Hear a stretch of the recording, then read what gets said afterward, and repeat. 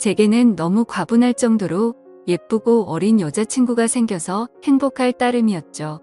그래서 그랬는지 연애를 하면서 사소한 문제들에 대해서 너무 쉽게 지나치기도 했던 것 같습니다. 여자들이 남자들보다는 정신 연령이 더 높고 어른스럽다고 말들은 하지만 확실히 9살이 어린 여자친구는 어리다는 느낌이 종종 들었었죠. 사회 경험이 없어서 그런 건지 돈에 대한 개념도 없는지 제 신용카드를 줬는데 적게는 최소 200만 원에서 많이 쓸 때는 1000만 원 가까이 쓴 적도 있었습니다.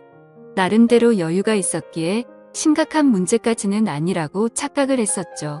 그래서 그렇게 많이 썼을 때는 은근슬쩍 잘못된 걸 지적해줬더니 알겠다고 하더라고요. 하지만 괜찮아졌나 싶더니 자연스럽게 또다시 사용 금액이 올라가더군요. 그렇다고 카드를 도로 뺏을 수도 없었고 여자친구와 헤어질 수도 없었습니다. 제가 너무 사랑했었기에 대부분의 모든 것들이 용서가 되더라고요. 그리고 결혼하고 나서 아이도 낳고 하면 경제적으로 더 조심하는 여자가 되겠지라고 생각했었죠. 또 문제가 됐던 건 밤낮 가릴 거 없이 하루 종일 울려대는 카톡 메시지였죠. 여자친구가 대학교를 다니고 있었을 때인데 어떻게 연락처를 알고 연락이 오는 건지 별의 별 남자들이 다 집적되더라고요. 물론 여자친구가 인기가 많은 건 남자친구로서 으쓱할 수 있는 건 맞았지만 이것도 한두 번이지 연애하는 동안 매일같이 겪으니 스트레스가 너무 많이 쌓이더군요. 그렇다고 여자친구가 답장을 하지 않고 무시하는데 뭐라고 할 수도 없는 노릇이었죠. 하지만 나중에 다시 언급되겠지만 결혼을 하고 나서 이 문제로 인해서 결국에는 큰 문제가 생겨버리고 말았습니다. 아내와 저는 사소한 문제들을 뒤로하고 1년 동안의 연애를 하고서 여자친구에게 프러포즈를 했습니다. 예상대로 여자친구도 저와의 결혼을 받아주었고 양가 어른들을 만나 뵙고 인사를 하려고 상견례를 잡았죠. 그리고 그날 처음으로 마주한 장모님의 모습에 기겁을 할 수밖에 없었습니다. 솔직히 충격 그 자체였었죠. 어느 누가 장모님을 그렇게 생각할까 싶었는데 저희 부모님도 저와 마찬가지로 놀라신 듯한 표정으로 쳐다보고 계시더라고요. 당황스러운 상황을 뒤로하고 식사를 하면서 이야기를 들어보니 장모님이 어린 나이에 철이 없으실 때 제 여자친구를 낳게 되셨고 저와의 나이 차이가 겨우 11살밖에 나지 않더군요. 제게 있어서 아내와 장모님 나이 차이가 위나 아래로나 별로 차이가 나지 않는 거였습니다.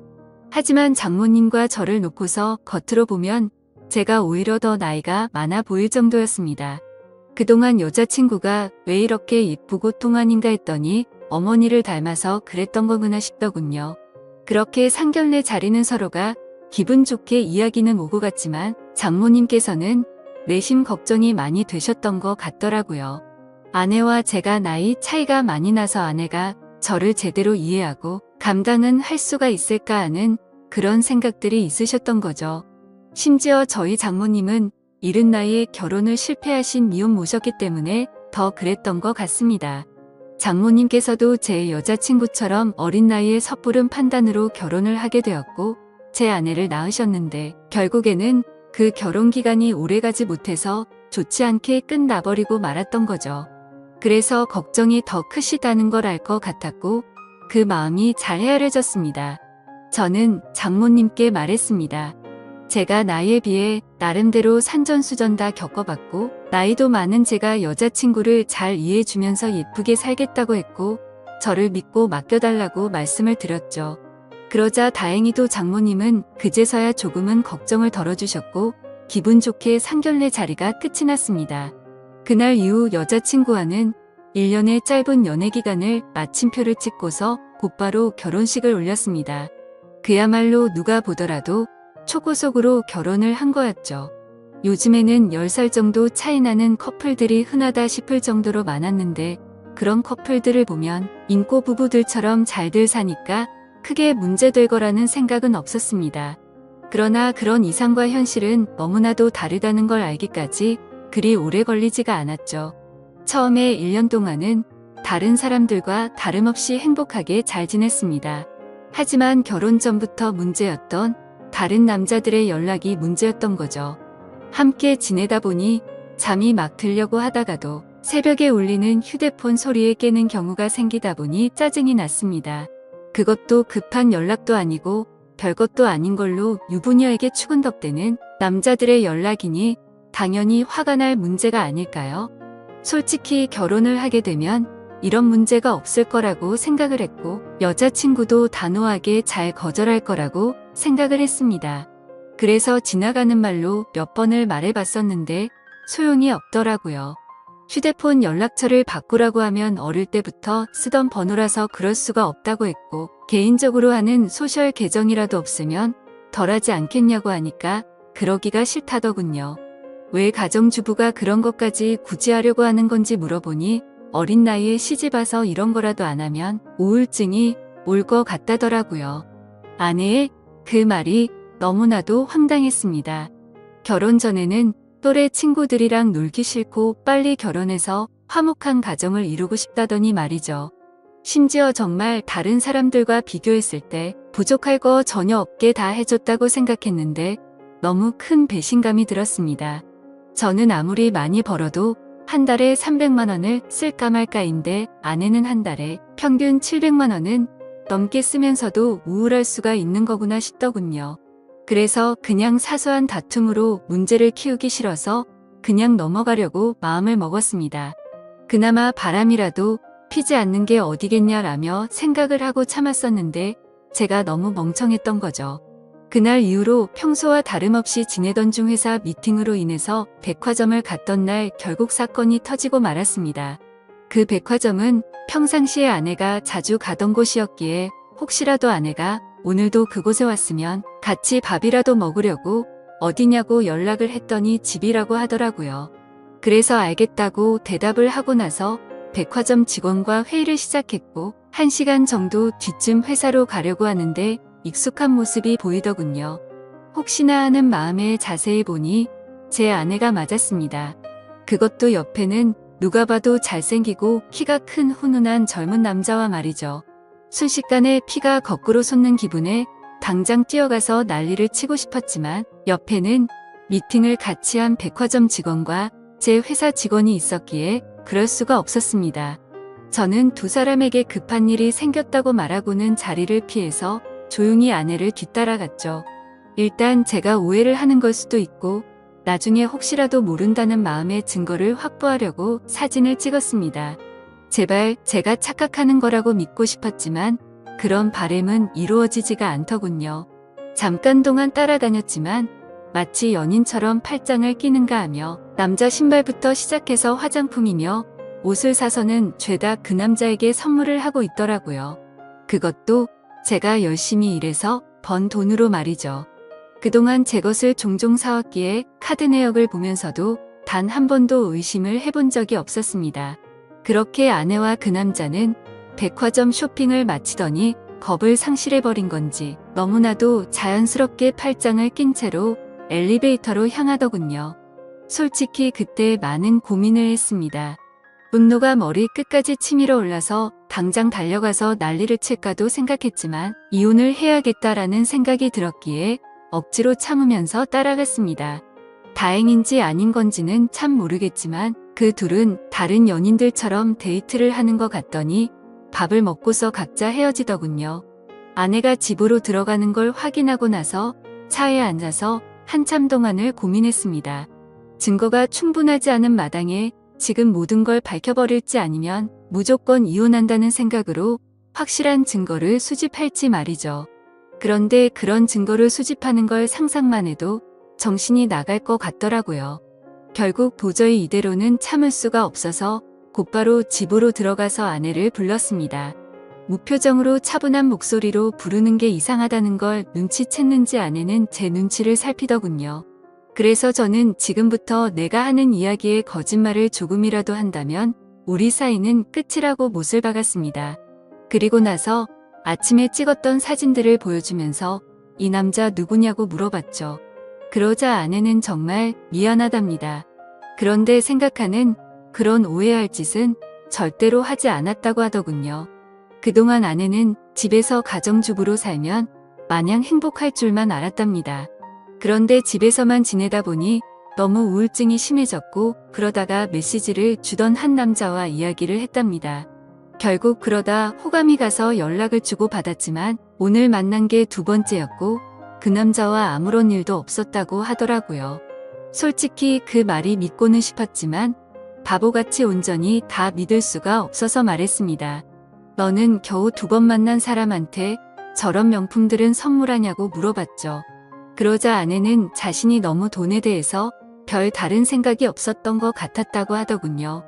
그냥 아무런 생각도 없이 선물을 해준 건데 지금 생각해보니 제정신이 아니었던 것 같답니다. 저는 그래서 단호하게 무표정으로 대답을 했죠.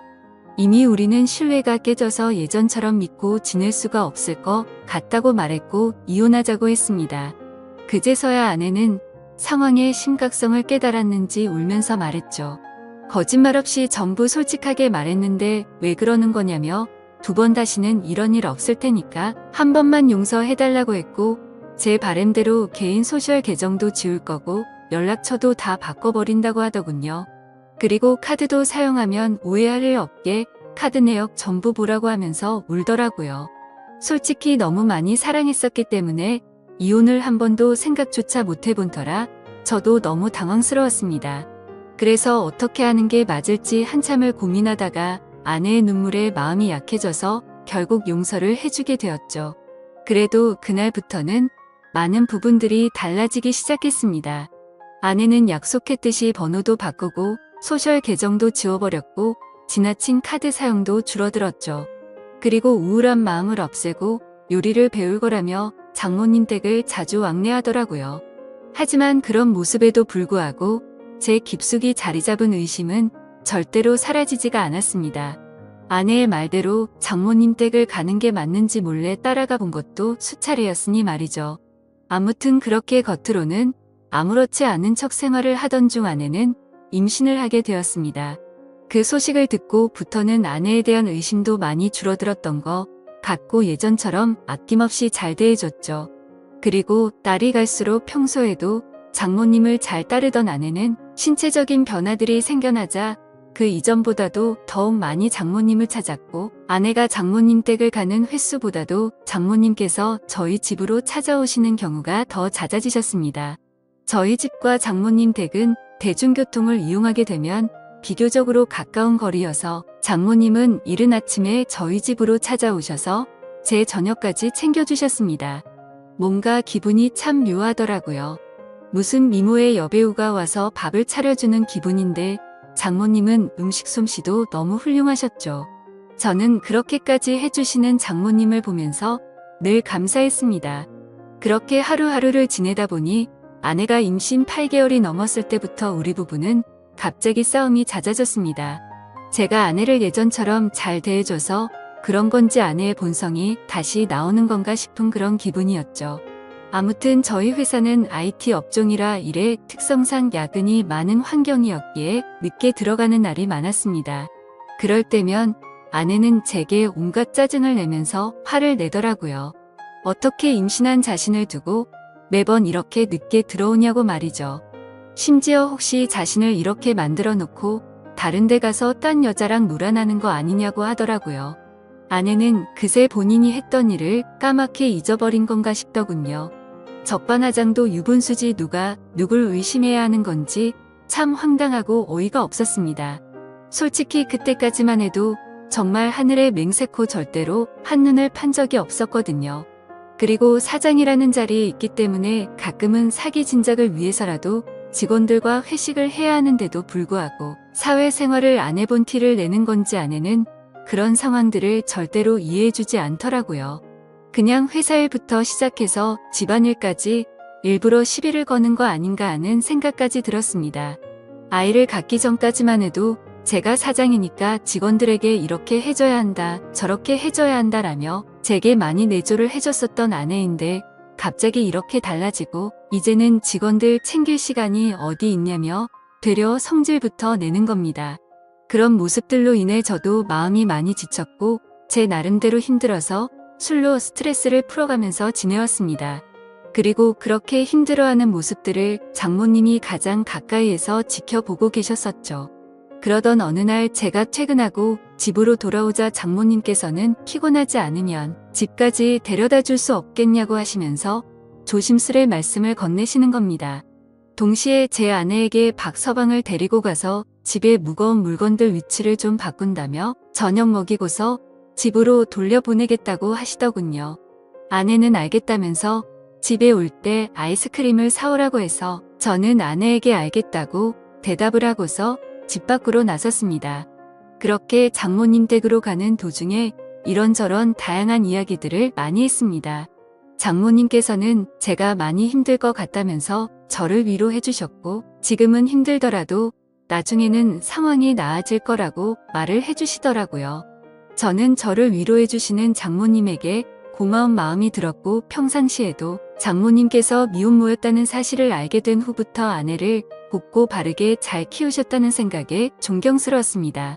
그래서 아무 생각 없이 그런 모습이 존경스럽다고 말씀을 드렸는데 당황스럽게도 장모님께서는 갑자기 왈칵 눈물을 흘리시더라고요. 그러시면서 왜 미혼모가 되었는지에 대한 이야기들을 해주시고 왜 혼자서 딸을 키워왔는지 그런 많은 이야기들을 해주시더라고요. 저는 그런 장모님을 보면서 어린 나이 때부터 마음고생이 심하셨겠구나 생각도 들었고 장모님이 이제는 제게 마음을 많이 열어주셨구나 라는 생각을 하였습니다. 그리고 그런 이야기를 듣고 있자니 저도 덩달아 마음이 아팠고 아직도 여자같이 여린 장모님을 보면서 묘한 감정이 생겨나더라고요. 그렇게 그날은 장모님 댁으로 가서 식탁과 TV 선반대를 옮겨드렸고 비빔국수를 얻어 먹고서 집으로 돌아왔습니다. 하지만 그날 이후로 장모님과 저와의 사이에서 문제가 생겨났습니다. 점심에 매일 밖에서 음식을 사서 챙겨 먹는 걸 말씀드렸는데 그런 저를 안쓰럽게 생각해 주셨는지 장모님은 매일같이 도시락을 직접 싸서 제게 가져다 주셨습니다. 장모님은 딸애 보려고 집에 가는 길에 들려서 주는 거라고 말씀하셨지만 제가 운영하는 회사는 저희 집과는 버스로 3정거장 더 멀리 떨어져 있었습니다. 그래서 처음에는 장모님의 수고스러움에 부담스러운 마음도 있었지만 어느 순간부터는 장모님과 점점 더 가까워졌고 그런 일상들이 당연하게 여겨지더군요. 그러다 보니 오늘은 무슨 반찬을 갖다 주실까라는 생각도 하고 저도 모르게 장모님을 기다리고 있더라고요. 그리고 그런 나날들을 보내다 보니 경비실에 계신 분들과 청소하는 분들이 사모님이 이렇게 정성스럽게 도시락을 매일 갖다 주시냐며 사모님이 연예인처럼 미인이시다라고 하시더군요. 아마도 주변 분들이 볼 때는 당연히 부부 사이라고 봤을 것 같습니다. 장모님의 외모는 너무 동안에다가 저와 나이 차이도 많지 않았고 미모도 연예인처럼 훌륭하셨으니깐요. 심지어 어떤 장모님이 이렇게 매일같이 도시락을 싸서 직접 갖다 줄 거라고 상상이나 할까요? 저는 아내와 연애할 때부터 결혼해서까지 이렇게 따뜻한 배려를 받는 건 처음이었고 정말 아내와 장모님의 행동이 비교가 되면서 뭔가 모를 마음이 들더라고요. 아무튼 그렇게 시간은 흘러갔고 저와 아내 사이에서 아이가 태어났습니다. 하지만 믿음이 깨지지 않을 거라고 수천 번을 생각했지만 그때부터 또다시 의심이 커져갔죠. 누가 보더라도 아이의 생김새가 아내도 닮지 않았고 저와도 너무나도 달랐기 때문입니다. 물론 조금 더 커봐야 알 수 있다고는 하지만 의심보다는 확실한 게 좋다고 생각을 했고 저는 조용히 유전자 검사를 의뢰하게 되었죠. 그렇게 아내는 아무것도 모른 채 아이를 낳고 산후조리원에 있었고 그동안 저는 혼자서 집에 있어야 했습니다. 아내의 몸이 약한 편이라 남들보다 더 길게 해서 3주 동안 그곳에서 지내기로 했고 그러면 그 오랫동안 제가 밥도 제대로 못 챙겨 먹겠고 살림도 제대로 안 되겠다며 장모님과 아내가 말하더군요. 그렇게 여차저차 아내가 퇴원하고 집으로 돌아올 때까지 당분간은 장모님께서 저희 집에서 생활을 하시기로 했습니다. 유전자 검사 결과가 나오기까지 비밀로 하기 위해서 평상시와 다름없이 행동했습니다. 첫째 날에는 산후조리원에서 밤 늦게까지 있다가 집으로 돌아와서 별 다른 일이 벌어지지 않았는데 둘째 날에는 결국 일어나서는 안 될 일이 벌어지고야 말았습니다. 그날은 첫째 날보다 일찍 집으로 들어갔는데 장모님이 민소매에 굉장히 짧은 반바지에 편한 차림으로 청소를 하고 계시는 겁니다. 그 모습을 보는 순간 저는 정말 깜짝 놀라버렸습니다. 사실 말이 장모님이지 40대 초중반의 장모님은 밖에서 보면 어느 남자들이나 뒤돌아 볼 만큼 미모가 훌륭했고 관리를 잘하셔서 20대 못지않은 몸매셨죠. 장모님이 아니라 다른 여자였다면 이렇게 놀라지도 않고 아마도 계속 몰래 쳐다보았을 정도입니다.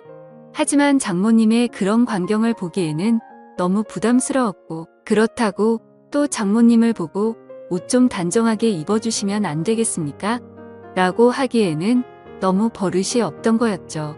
결국 저는 조심스럽게 놀란 마음을 진정시키고 눈을 돌린 채 얼른 제 방으로 들어갔습니다. 그렇게 장모님은 집 여기저기를 한참 청소를 하시더니 저녁 식사를 차릴 테니 얼른 씻고 나와서 식사를 하라고 하시더군요. 그렇게 저는 샤워를 하러 들어갔고 장모님과 단둘이 집에 있는데 이렇게 샤워를 하고 있자니 뭔가 기분이 묘하고 기분이 싱숭생숭하고 묘한 생각이 들기까지 하더라고요. 저는 샤워를 마치고 장모님과 저녁 식사 자리를 가지면서 밥을 먹고 있었습니다. 장모님은 그동안 딸이 임신하고부터 아내가 그동안 저에게 했던 행동들에 대해서 이해해 주라면서 미안하다고 사과를 하시더라고요. 저는 충분히 이해한다며 걱정 말라고 말씀을 드렸고 장모님과 저는 그렇게 이런저런 얘기를 나누면서 식사를 하고서 맥주를 한잔하였습니다. 한 병이 두 병이 되고 두 병이 세 병이 되고 점점 마시다 보니 장모님과 저는 금세 술에 조금 취하게 되면서 그때 이미 저희 둘 사이의 아내의 존재는 서서히 흐려지기 시작했습니다. 마치 오래 만나온 이성 간의 친구처럼 장모님이 점점 더 예뻐 보였고 기분이 좋아졌습니다. 어쩌면 아내와 매번 느끼고 지내던 세대 차이를 장모님과는 전혀 느껴지지 않았고 그렇게 긴 대화를 주고받았던 것 같습니다. 냉장고에 있던 맥주들도 다 동이 나게 되었고 오래간만에 술이라 뭔가 부족하더군요. 그때 눈에 띈 건 진열대에 놓여있던 양주였고 그 양주를 열면서부터 저희 둘의 경계선도 열리게 되었습니다. 40대 초중반의 나이의 얼굴은 30대 못지않고 또 몸매는 20대도 부럽지 않을 만큼의 장모님은 누가 봐도 관리를 잘했기에 그동안 저도 몰래 키워왔던 제 마음이 저도 모르게 생겨나기 시작했습니다. 술에 잔뜩 취해버려서 식탁에 엎드려 자고 있는 장모님을 보고 있는데 정말 피부가 뽀얗고 잡티 하나 없이 너무 예뻐 보였습니다. 그래서 저도 모르게 아내가 아니라 장모님을 만났으면 어땠을까요? 라고 했고 잠들어 있는 장모님을 앞에 두고 모든 사실을 터놓고 하소연을 했죠. 결혼 후에 아내에게 있었던 일에 대해서 말을 했고 믿음이 없어졌다는 사실과 장모님의 행동들이 너무 설레어서 이제는 내 감정과 마음을 모르겠다는 말을 했습니다. 그리고 결정적으로 유전자 검사를 했다는 사실까지 말을 해버린 거죠. 그 말을 꺼내고 나서는 아차 싶어서 봤지만 아무런 미동조차 없는 장모님을 보면서 안심을 했고 더 이상 실수를 해서는 안 되겠다 싶어서 방으로 들어가서 잠을 잤습니다. 그리고 다음날 일어나서는 사위로서 해서는 안 되는 말과 유전자 검사를 했다고 말한 기억이 들면서 깜짝 놀랐습니다. 혹시나 하는 마음에 얼른 거실로 나가보니 장모님은 전날에 술을 너무 마셔서 기억이 없다면서 정리가 안 된 술자리를 정리하고 계시더군요. 저는 속으로 한숨을 내쉬며 한편으로는 다행이라고 안심하면서 어색하지 않은 티를 내려고 TV를 봤습니다. 그날은 아내 출산으로 인해 회사를 쉬고 있어서 집에 있었는데 점심때가 다 되어서 장모님은 아내에게 다녀온다며 집 밖으로 나가셨습니다. 그래서 저는 조금은 편안해진 마음으로 조금 더 쉬고 있었습니다. 그날은 어제 있었던 일로 인해 아내에게 죄책감이 몸 둘바를 몰라서 차마 얼굴을 보러 갈 수가 없겠더군요. 그렇게 저는 반성을 하면서 집에서 있었고 시간은 자정이 다 되어갔습니다. 아무래도 장모님께서는 아내와 같이 있으려나 보다 하고서 잠자리에 들려고 방에서 누워있는데 문 여는 소리가 들리더니 장모님이 자정이 조금 넘어서 집으로 들어오시더군요. 어딜 가서 술을 드신 건지 취하셔서 술 냄새가 진동을 하더라고요. 저는 술에 취한 장모님께 인사를 드렸고 장모님은 스스로 방으로 들어가서 누우셨습니다. 그렇게 잠에 드시는 걸 확인하고 저도 제 방으로 들어와 잠을 자려고 돌아서는데 갑자기 장모님이 저에게 어제 자신에게 했던 말에 대해서 할 말이 없냐고 하시더군요. 내가 어제 잠든지 알았냐며 어떻게 내게 그런 말을 할 수가 있냐고 하더라고요. 저는 정말 깜짝 놀랬고 혹시라도 아내에게까지 이 얘기를 하신 건 아닐까 너무나도 놀랬습니다. 곧장 저는 장모님에게 다가가서 무릎을 꿇고 빌었습니다. 그리고 솔직하게 말했습니다. 그동안 아내에게 받아온 내조와 다르게 장모님이 해주시던 배려가 너무 좋았다고 했죠. 그리고 사람 감정이라는 게 제 마음대로 되는 것도 아니고 그저 술에 취해서 헛소리를 한 거라고 말했습니다. 더 이상 감정 키워나가는 일 없을 테니 걱정 말라고요. 그러자 장모님은 제 아내가 바람을 피운 내용에 대해 물어봐서 사실대로 다 말해줬고 유전자 검사 결과가 나오면 같이 확인을 해보자고 하시더군요. 그리고 결과를 알 때까지는 아내에게는 절대로 비밀로 하자고 하시더군요.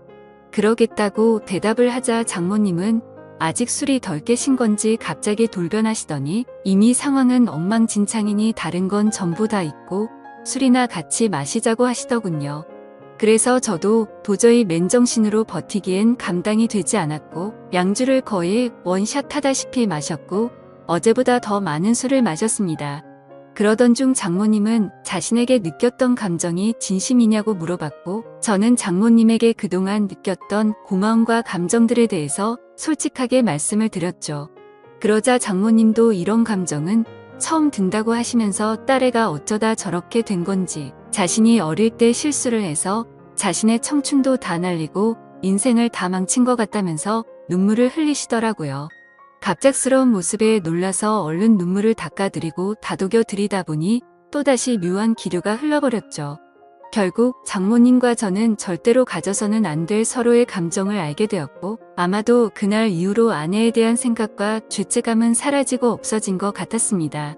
그렇게 며칠이 지나고 나서 유전자 검사지를 받아본 결과 정말 불행하게도 제 친자식이 아니더군요. 곧장 장모님께 이 사실을 알렸고 제가 드는 생각과 감정에 대해서 솔직하게 다 말해줬습니다. 결국 아내와는 협의 이혼을 하게 되었고 지금 당장은 장모였었던 그녀와 저는 서로의 감정을 잘 알고는 있지만 쉽게 연인이 될 수는 없는 상황이네요.